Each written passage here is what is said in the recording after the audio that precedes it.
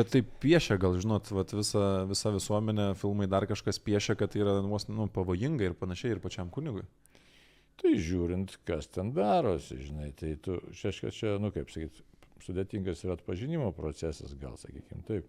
Ar žmogus jisai serga, ar jis įsivaizduoja, nebūtinai jis turi ten sunkiai sirgti, žinai, pavyzdžiui, kaip nes žmonės visuomet kažkaip tai taip lengva ranka, tai žinai, pripaišo, kad tu čia, kaip grubiai pasakęs, tu čia va kažkoks tai psichinis ligonis, ar ten, dabar dar sako dvasinis.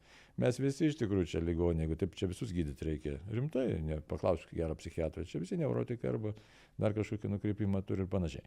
Tai bet esmė ne tame, bet žmogus gali kartais įsivaizduoti, gali būti isteriškas, gali būti šiaip jam gyvenime nesisekė, gal šiaip blogai jaučiasi, žodžiu, o gal tikrai kažkokia yra rimta liga, o gal ir apsėdimas, o gal ir tas yra. Tai žodžiu, reikia su laiku supranti, kad reikia labai daug kantrybės ir išlysti tai, kas turi išlysti. Ir jeigu ten rimti apsėdimai būna, tai jie niekad praktiškai iš karto neišlenda, praktiškai. Kas yra rimti apsėdimai? Tai jau kaip pasireiškia, įvairius reiškiniai maždaug, tai ką jau bando režisieriai ten dar pakraupindami parodyti, žinai, bet matai, jie niekada neperduos to, kas vyksta tiek tavo, tiek kito žmogaus viduje. Niekada nepernės.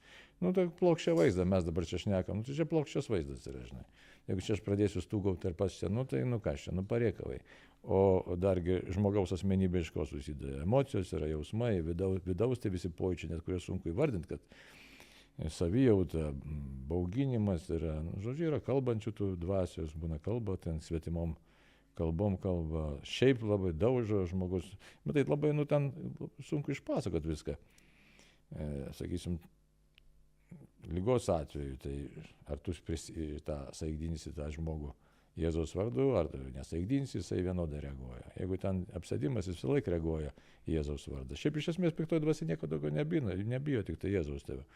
Taip, kad tu labai gerai gali susigaudyti, labai greitai. Ten, kai rodo, kad ten reikia ryžti, dar kažką, tai gali būti, sakysim, ir egzorcistų klaidos. Jeigu taip griežtai paėmus, tai nereikia to žmogaus ryžti, nes pasakė Jėzaus vardu, jeigu ten piktas įsėdi, jisai klauso, žinai. Bet čia tokia pasako šiek tiek greituoju būdu apie virtuvės dalykus, tai ta prasme tai.